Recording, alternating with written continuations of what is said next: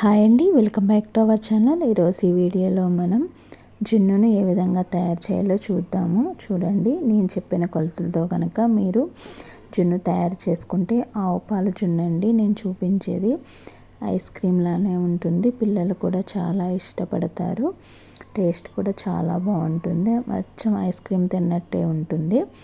దీన్ని ఇప్పుడు ఎలా తయారు చేయాలో చూద్దాము. ముందుగా నేనైతే ఆవు పాలు దొరికినాయి కాబట్టి మురిపాలు అంటారు కదా, జున్ను పాలు, వాటిని తీసుకున్నాను. హాఫ్ లీటర్ గాను నేను 2 లీటర్స్ అంటే ఒకటికి 4 వంతులు. ఫస్ట్ రోజు పాలు కాబట్టి 4 వంతులు మామూలు పాలు ఉంటాయి కదా, దాన్ని తీసుకున్నాను.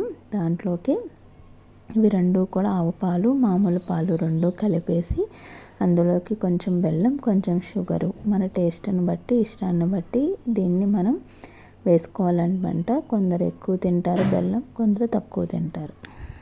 హాఫ్ బెల్లం, హాఫ్ పంచదార, రెండు హాఫ్ వేసుకుంటే టేస్ట్ అయితే బాగుంటుంది. నేనైతే 1.5 లీటర్ పాలకి గాను ఒక హాఫ్ కేజీ బెల్లం, 1/2 కేజీ షుగరు వేసి కలిపాను. అవి రెండు కూడా బాగా కరిగేంత వరకు పాలను మనం తిప్పుకొని ఆ పాలల్లో ఇవంతా కూడా కలిసిపోవాలన్నమాట. వేసిన షుగరు బెల్లం కూడా కరిగిన తర్వాత దాంట్లోకి మనం కొంచెం పెప్పర్ పౌడరు, ఇలాచీ పౌడర్ కూడా ఈ విధంగా పైన వేసేసుకుని ఇందులో అయితే మనం ఉడకబెట్టుకోవాలనుకుంటున్నామో అందులో ఉడకబెట్టుకోవాలి. నేనైతే కుక్కర్లో ఉడకబెట్టుకుంటున్నాను. మనం రైస్ ఏ విధంగా ఉడకబెట్టుకుంటామో అలాగ 4 విజిల్స్ వచ్చిన తర్వాత ఒక విజిల్ సిమ్లో పెట్టుకుంటే తర్వాత చల్లారిన తర్వాత మనకి జున్ను అనేది ఈ విధంగా రెడీ అయిపోతుంది. అచ్చం ఐస్ క్రీమ్ తిన్నట్టే ఉంటుందండి. ఇలా గట్టిగా చాలా బాగుంటుంది జున్ను అయితే. నేను చెప్పిన కొలతల ప్రకారం ఈ విధంగా ట్రై చేసి చూడండి, టేస్ట్ అయితే చాలా బాగుంటుంది.